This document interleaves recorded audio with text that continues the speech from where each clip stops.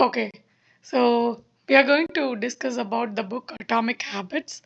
The best thing about this book is this book was published very recently, that is in 2018, 2018. But this book has become the New York bestseller, and almost 15 million copies of book has been sold out already.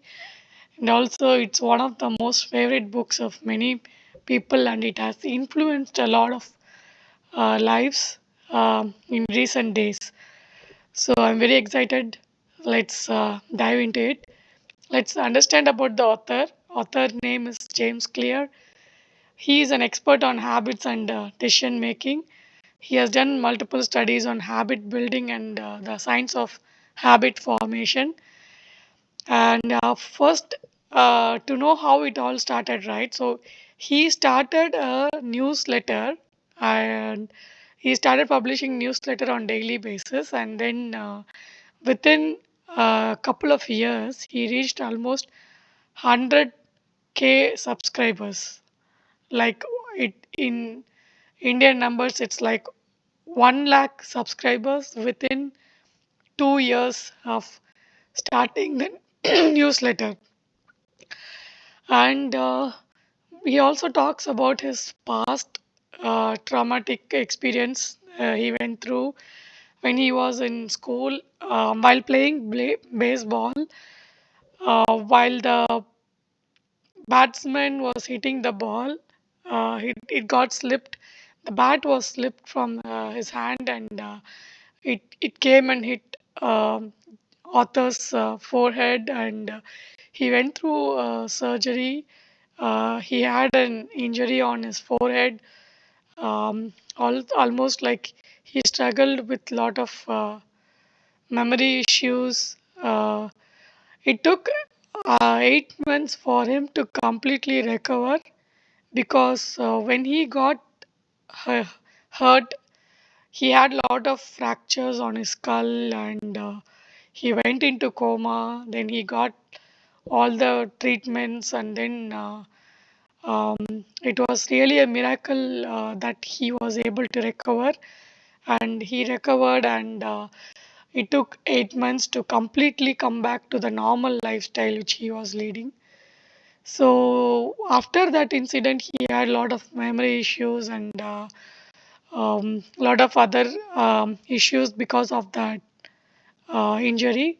So in order to make himself handle all these things, he started developing good habits in his college life and um, in the future, like after the school life. So that led really to the author to become the expert on the habits, and he has written all his learning into this book. He wanted to share all the valuable lessons in this book. That is all this book started, how this book started, and in the first introduction of the habit formation, he talks about the aggregation of marginal gains. So in 2003, when the British cyclist looked at their performance, like they had a very poor performance, and almost for 100 years, they did not won much medal in the Olympics or any other cycling tournament related to cycling. So that time, Dave Brailsford was appointed as the performance director for the team in 2003, and he did a lot of things to improve the team's performance.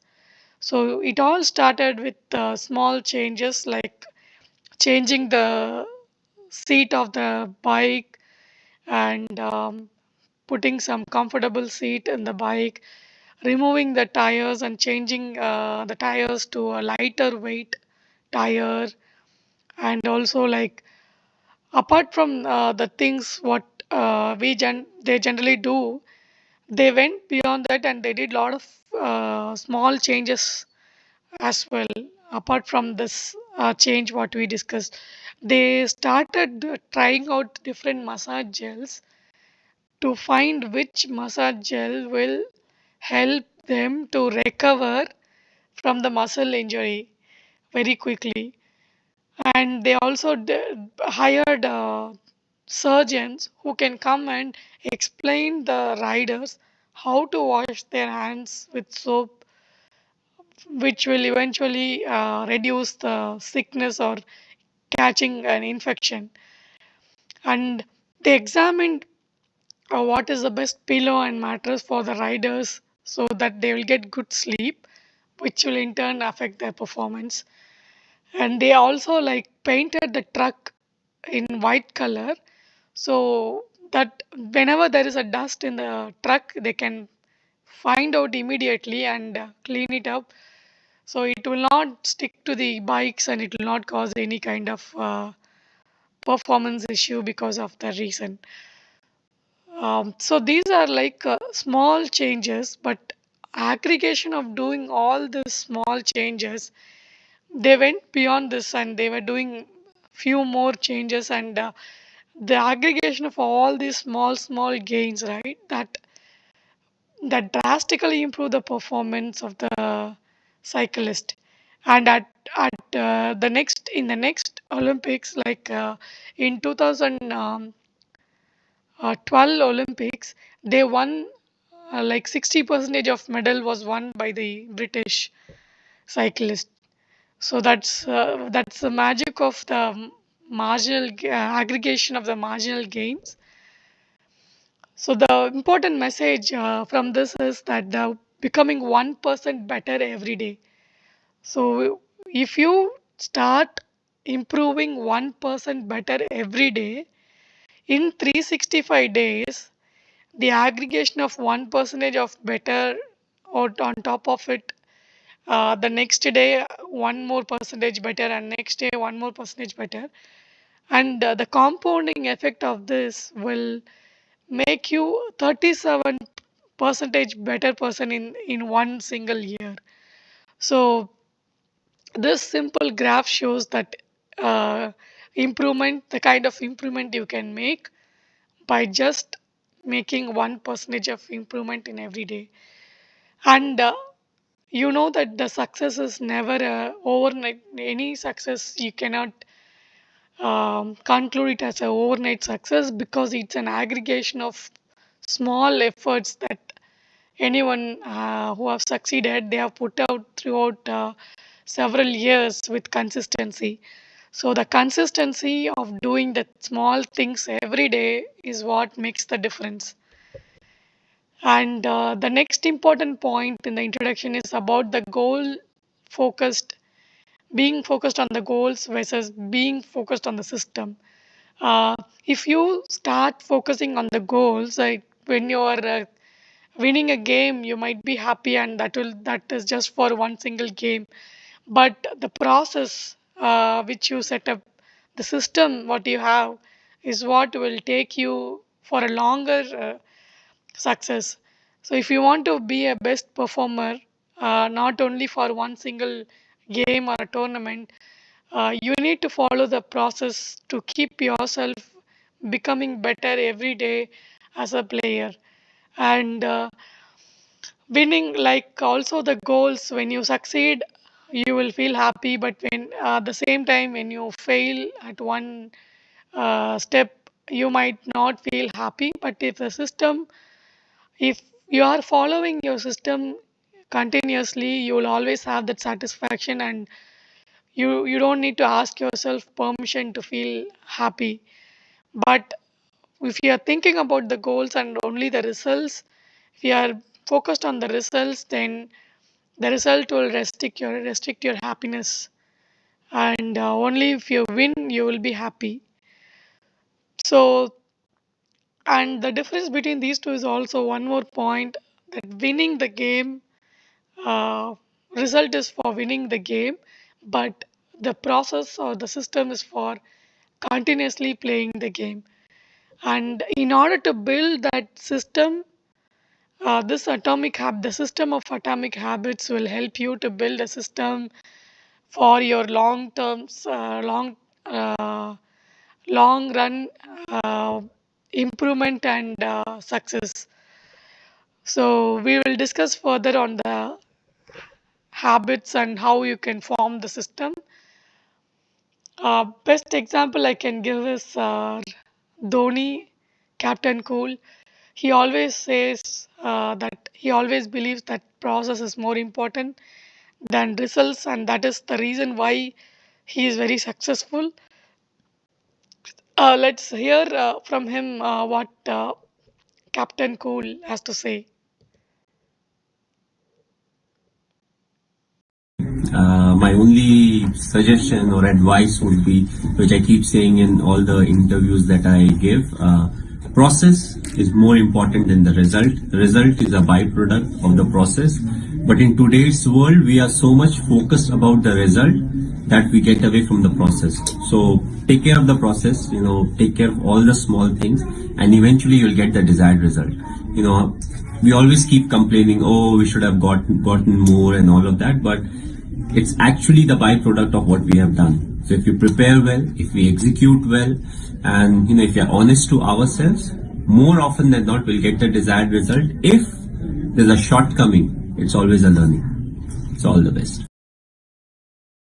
So that is the message from our Captain Cool about the process and the results.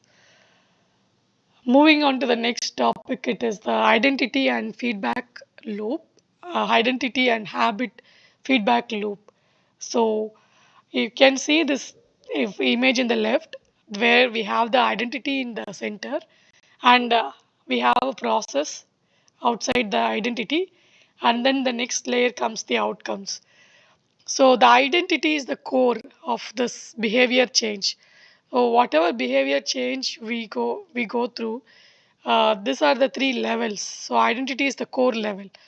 When you're forming a new habit, there are two ways to do it. Like the one which is shown, like outcome based habit, that is coming from the outcomes process and then to identity, and which is based on a given outcome. Say, for example, I want to reduce this many pounds of weight, then that will drive my behavior change. So that is one way to approach it. Other way to approach and more effective way to build an habit for a long run is identity based habits. If you are building a habit based on an identity, if you are creating an identity for yourself, and then based on that, if your habit is getting built, it is more probable that it will last for longer. So if this same example of reducing the weight, if I consider the identity that I am a fit person, I am an active person, then that identity will drive me towards the uh, efforts or action what I need to do in order to be a fit person and be an active person. And an result of that will be reducing this much weight, or the outcome will be uh, you will find lot of outcomes for this thing. Not only reducing the weight, I'll become more fit and healthy and all that. So that is why the importance of building the habit based on the identity, and the number of repetitions you have made. So number of times you have worked out, that will uh, make your belief stronger about your own identity. So the identity builds from the belief that I am a fit person, and that belief will get stronger as the repetitions of the action increases. And that is the reason why the longer the repetition, the stronger the belief. It is like a loop. So the identity will trigger the habit, will be the origin for the habit, and also the habit will strengthen the identity, and it's a loop. And the two-step process for this building identity is this shown below: the deciding what type of person you want to be, and proving it to yourself that you are that type of person by small wins. Just start small, consistent wins will strengthen your identity, your belief on that identity. This can apply to other identities such as I'm a responsible person, I'm a consistent person, I'm a reliable person, and all these things. And next important topic is the science of habit formation. The habit for we have like four phases in the habit formation. When it starts with the cue, craving, response, and reward. The cue is the trigger that triggers you towards an uh, routine, or the response, which is something. It can be like a, whether it can be an emotion or it can be a situation, it can be a time, a given time of the day. So it depends on the habit. And the second is a craving. So when you do that action, uh, that craving, like once you formed an habit, you will have the craving to do it again and again. So that is the craving part of the phase of the habit. And the next one is the response. Response is nothing but what action you're taking when you get that cue. That's the actual habit, the action of the habit. And the reward is nothing but the what kind of reward you are feeling after that habit loop is completed. That will again give a feedback to the craving. This is very rewarding, and then it builds a loop like shown in the right side. Cue, then it goes to craving, response, reward, and then this loop is formed. The habit loop is formed.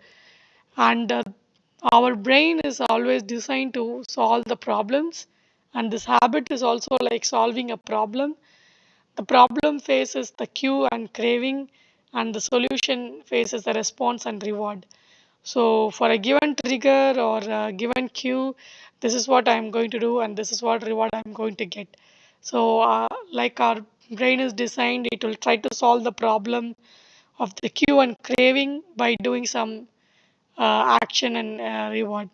And basically, the habit formation, if I want to give you one personal example from my life, I can say whenever I around 5 o'clock, like whenever like I'm almost done with my work, but I need a little break.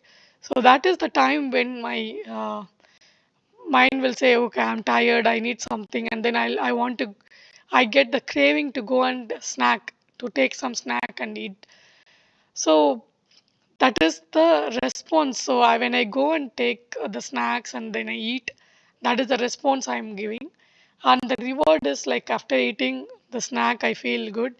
And that reward is like the which strengthens the loop of the habit. So this applies to any situation, any kind of habit, to any person related to their own habits. And the cue can be anything, like in this example, the cue is the tiredness or a break, the burnout or the tiredness. But it can be anything like an emotion. If you take a emotion of anger, like something will, in some kind of situation we'll tend to get angry, or like in the in so we, if we notice ourselves, like when the cue comes in without our awareness, we get into a certain emotional state. So that is what is about the cue and the craving, response, reward, and this is the habit loop. And to solve this, to address or to form a new habit, understanding each phase and having each phase, addressing each phase, we have different laws that we can follow, suggested by the author. So we can see that author has given one more example for this cue, craving, response, reward. Like when your phone buzzes, like when a text is coming, immediately you have the craving to check what might be the message, like who would have sent it, and immediately we'll grab the phone and check. And after that, the reward what we feel is okay, I'm not missing out on anything, I'm up to date of what messages I've got. So that kind of reward will again set in the craving and this habit loop. So this is the example from the book which author has given. Let's understand the laws of behavioral change and how we can address each stage of the habit, what laws we can apply at the each stage of habit to form good habits and also to break the bad habits. If you take the first phase, that is a cue, make it obvious. So same thing like whatever law we have for the good habits, you can apply the opposite to for the bad habits. For the cue, craving, response, reward, we have make it obvious, make it attractive, make it easy, make it satisfying. So for each of these laws, we'll understand how we can achieve that and how we can implement that in our own life. For the bad habits, it's opposite. Like for the cue, make it invisible. For the craving, make it unattractive. For the response, make it hard. For the reward, make it unsatisfying. So the first law, let's talk about the first law. It is about making it obvious. So making it obvious, uh, what the message here is like first thing we need to understand is how habit is something which happens in an autopilot mode. So our brain is designed to do lot of things in an automatic way because we want to save our conscious energy to do lot of things. So our brain is designed to make a few things, the routine things, into a automatic thing. So that is why most of the habits we will not we whatever we have already, we will not be aware when even when we are getting into that habit. So to bring that awareness, first when you want to bring a new habit, you want to see what all uh, the you need to see what all habits are helping you really. So to do that, there is a thing called habit scorecard, which the author suggests. You can write down each and every habit that you're following from morning to night in a piece of paper, and then next to that each habit, plus a put a plus or minus symbol next to that habit. If it is helping you to move towards the goal that you have or the desired person you want to be, then you put a plus. If you think it is not that it is not taking you in the right direction, then put it in minus. And if there are some things which are like neutral, you can just put equal to. So this way you will bring your habits to your awareness and see what all habits you already have and what all habits you can change or what all habits you need to uh, break, what are the bad habits that you need to break. So that is the scorecard. And the second thing is pointing and calling out method. Like I said, the habit happens unconsciously without our knowledge. We need to bring, when we want to change our habits, we need to bring our awareness to what we are doing. So certain things we want to do without in autopilot mode, and you want to bring the awareness for to that thing what you're doing. Then you can use this pointing and calling out method. Personally, I've used this method, and it's really a game changer for me. Let me give you a brief background how what is that. Pointing and calling out method is followed by the Japanese railway system. They, whenever the station master or the engine driver, when he starts the train, and before starting the train and moving, he does some checks if everything is looking good before he starts. He'll check for the signal, he'll check the track and everything. So he don't want to do that in a very autopilot mode and just do things unconsciously. He want to do it more consciously. So to bring that conscious awareness to what he is checking, he will do pointing and calling out. Like literally, he will point his hand towards a signal and he will say, signal is green, track is clear, I like that he will verbally tell the check what he is doing, and also he will point his finger and he will look at the signal and he will see the signal is green, and also he will point the finger on the track and he will show the track is clear. He will verbally tell it, and also he will check if the track is really clear. So this small thing, right, it really reduced the human error by almost 80 percentage. It reduced a lot of mistakes, human mistakes, by 80 percentage. And because of this effectiveness of this particular method, even in New York subway trains, they use this method for safety purpose. And this is very popular method used in other fields as well. And that is about the pointing and calling out method. Next, let's talk about the next one, which is the implementation intention. So when you say that giving an exact time and date and location where you're going to do it, then the probability of doing it is very high. If, for example, I'll say I will walk at 7 p.m. in my neighborhood park. So I have given my behavior, I'll walk, the time, that is 7 p.m., then the location, the park where I'm going to walk. This way, your brain will be tuned to do that task which you have already committed to. And even there has been researches done on this implementation intention. In that research, they found like they split people into three groups, and in one group, they asked them to track the habit. In the second group, they asked them to track their habit, and also they gave motivation to do that habit. In the third group, apart from both these things, they also asked them to write down what when they are going to do it, actually when they are going to exercise. So they wrote, I will exercise at 6:30 in the gym. Like that, they specifically wrote where they are going to do the exercise, what time they are going to do the exercise, and where they are going to do the exercise.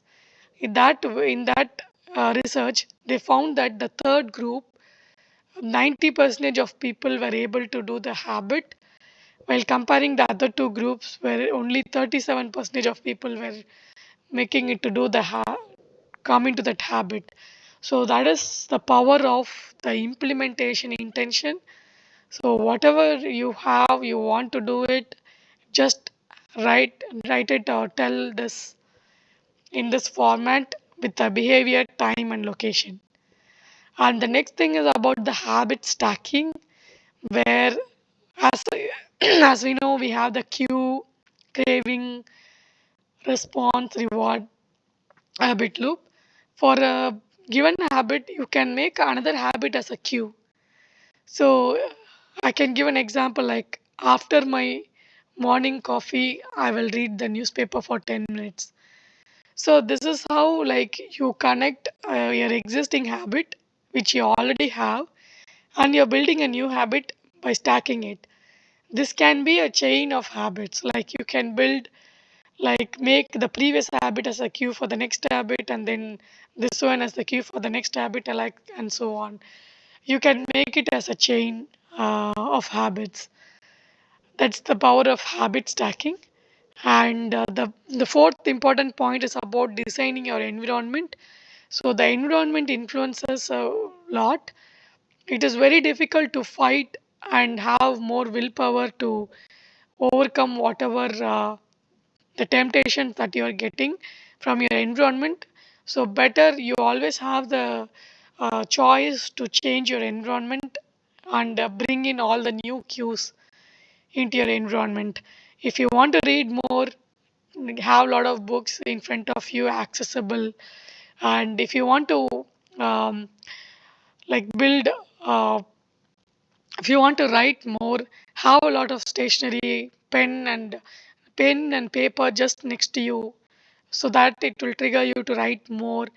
And keep your shoes ready, very accessible, So whenever you want to go for a walk or exercise, just the shoe is ready, just easily accessible.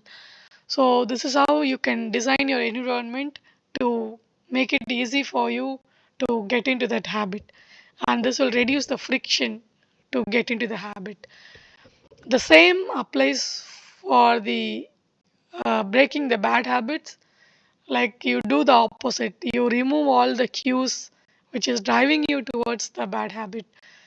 In this book, author has given a example about his social media password. Like his assistant will log off, reset all the password of his all the social media account on Monday, and then he will get the new password only on Friday. So this way he is avoiding that queue of notifications and the queue of easily accessible social media app, and this really worked for him because he reduced the number of time he spent on the social media. And coming to the second law, that is about the craving. And we all know the craving is something which is part of the natural selection, how the brain has been um, built. Like the nature of the brain is to have cravings because it works on the principle of natural selection, where it want to keep you alive, and it wants you to make sure that you're eating properly, you have the enough food to keep yourself alive and have the energy to survive. So that is why that is how the brain works, and that's why the craving is there. If we have this understanding, then we'll uh, be more uh, aware, and we'll be able to understand why we are getting that kind of cravings. And associating the feelings towards an habit also is very important. In the second law, make it attractive. So for the good habits, you have to make it attractive. So you have to associate the positive feeling with that habit. If I say let's go and exercise, the first thing might come in your mind might be like, oh, if I do the exercise, I might feel very tired, and I'll feel very exhausted after the exercise. That is like attaching a negative feeling towards it. But the best thing is to attach a positive feeling. Okay, let's go and increase our endurance level. This is time for us to increase the endurance level. And also you can also think this way, like when you go and when you do the exercise and when you are in the fat burning zone, you will have an adrenal rush, and that will make you feel so energized. So think about that and connect that towards the associate that feeling to the habit. And another example is about the finance. Like if you are saving some money and putting it in your savings account or an investment account, it is natural to feel that you're sacrificing some of your today's happiness and you're saving it. But instead of thinking that way, if you just attach a positive feeling like I am doing this for my security, my financial security, my financial freedom, then that habit will look very attractive to you. That is all he talks about in this chapter about making it attractive. And other tips like bundling the temptation, the tempting things, you can bundle it with a difficult habit. So you can pair it up, like watching a Netflix while you're on the treadmill, which might, the way maybe watching that Netflix series might motivate you to go to the treadmill and watch it, and join a culture where decide your desired behavior is normal. So this is all this I mean, the best example I could give is about our Red Fort Forum, because uh, being part of the Red Fort Forum, we are into the learning culture, and by the community, as a community, we are having that drive naturally to learn new things. This also applies to joining a gym or a community or a sports team and all that. And this third point is about creating a motivational ritual for a difficult habit. So before doing a difficult habit, like if you create a motivational ritual, so that will give you some energy to start with that habit. The best example I can give from my own experiences, like I listen to my favorite songs of MGR and Rajni, like the high energy songs, which will really motivate me. And then I'll be in that energized. My emotions will be at high energy with positive emotions, and then I'll start the habit, which will really help me to take it along. And coming to the next one for breaking the bad habit. So the opposite of creating the good habit, we have to make it unattractive. So make the things that are bad, reframe your mindset towards the things, and so make the bad habit as unattractive, and so that the probability of doing that will reduce. And another example for this second law is, I can say, whenever you are doing a presentation, you always will have a tendency to feel nervous. So instead of saying, like, having the mindset that you are feeling nervous, you can change your mindset, like, I am excited, and the the excitement is bringing me a lot of adrenal rush, and that is helping me to focus on my presentation. So by framing your mindset, it helps you towards the positive direction. And the next one is the third law, make it easy. So in order to make an habit easy, it should have very less friction. It should be very less steps from you. Like the one example of the guitar, the author when he wants to learn guitar, the guitar will be right in front of him in the living room. So the probability of picking it up and start practicing is more when it is easily accessible. Same will apply to everything else, like your shoes or workout attire, workout shoes. Keep it very accessible and easily accessible within few steps, and reduce that friction to go and get that. And the second thing is about the priming the environment. You need to prepare your environment for the future actions, like keeping your home organized, keeping setting the things back to their place. Once you are done with all the uh, things, whatever you are used, putting it back to the right place will help you for the future action that is needed. Any habit associated in the future, it will help the environment to be organized. Then it will, when you keep the environment organized, it will help you to stay on track. And example is about keeping back your remote in the TV stand, so you will not have that. You will, when you want to watch the movie, it won't be like just next to your seat in the couch, and you have to go and take the remote. That will be like a few steps, will have more friction. At the same time, for the things that you need to access easily, like for the books, if the book is just very accessible next to your couch, the more probability that whenever you sit in your couch, you'll just pick up a book and you'll start reading it. So that is how you have to prime the environment. And like the environment is something which is in our control, which we can prime it based on our own the habits that we want to build.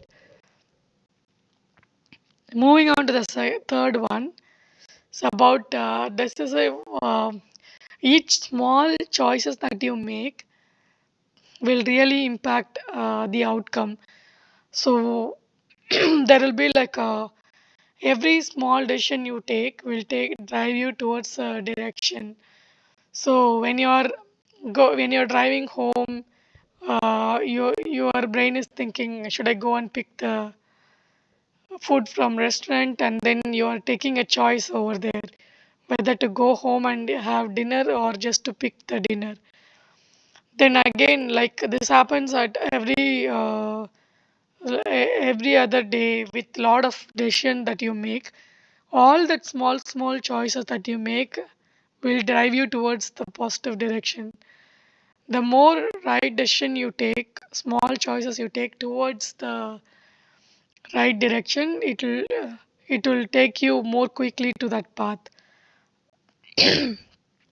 And the next interesting rule is about the 2 minute rule, where the 2 minute rule is about like don't just start, don't complicate the habit. Like when you're starting a new habit, just keep it the 2 minute habit. Like example, today you want to start the habit of reading a book. For few days, just read one page.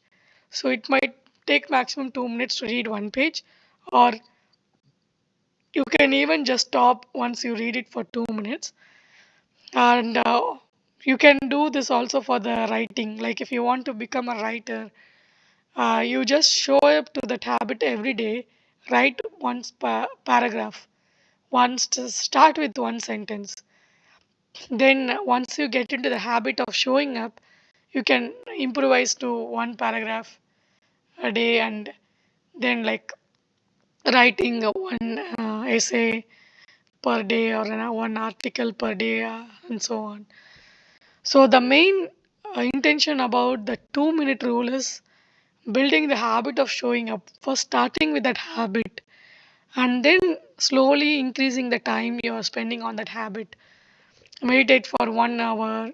Meditate. Start with meditation for 1 minute.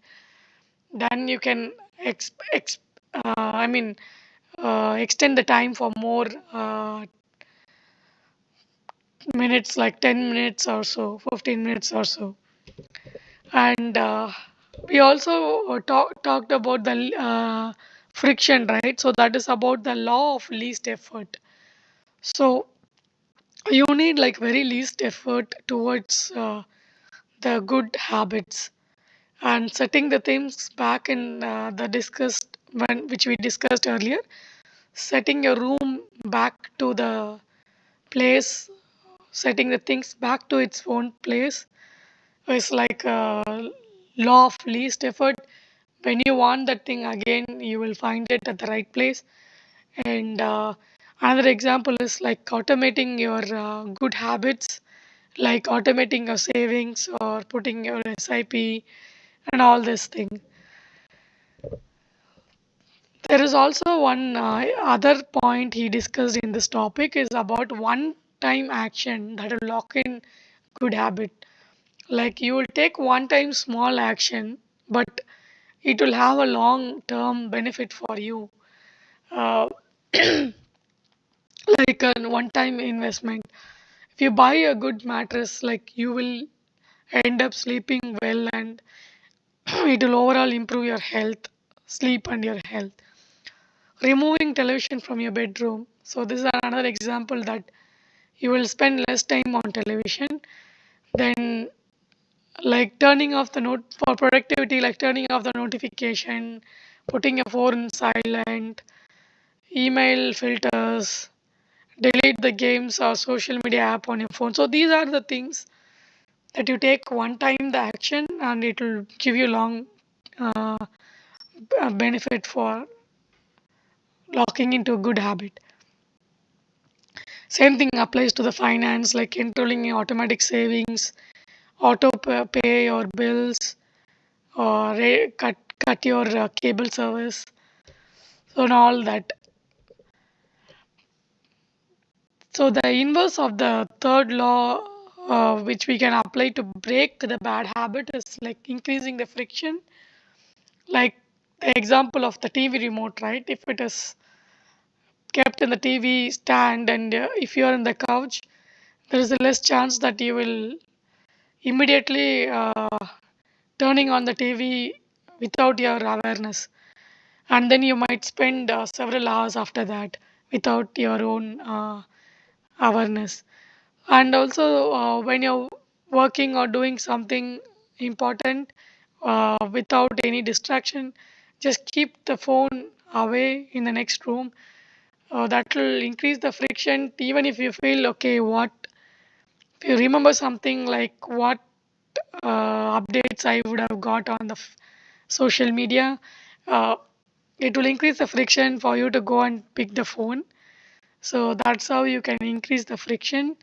And logging out of the social media account, like the example author explained, that also uh, one way to increase the friction. So these are the examples for breaking the bad habit. Moving on to the last fourth law, which is the reward, making it satisfying. So the reward is very important in the habit because that is what will bring you again to this loop and make you continuously uh, into this take you through this habit loop. For a good habit, you need to give a good reward. If you are if you are building an habit of studying for an exam or preparing yourself as an athlete for a tournament, so as you do workout on each day or as you study every day, you will not see the results immediately. So you can think like, how can I reward myself in those scenario? The best way you can do is to have an habit tracker where you go and check your habit with a check box or the tick mark when you have done that for the day. So when you do the check, you also feel the feeling of reward.